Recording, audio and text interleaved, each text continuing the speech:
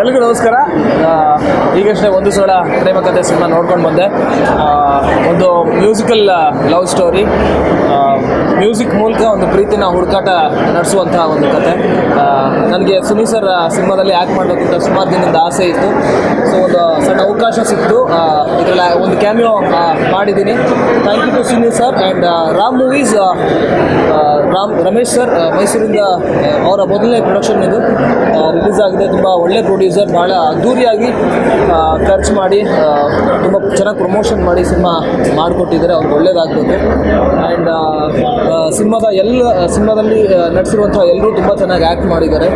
Personally I like Vinay sir's and Rajesh ನಟನ್ sir, Aruna Balaraj madam, ಅವರೆಲ್ಲರ fan ನಾನು.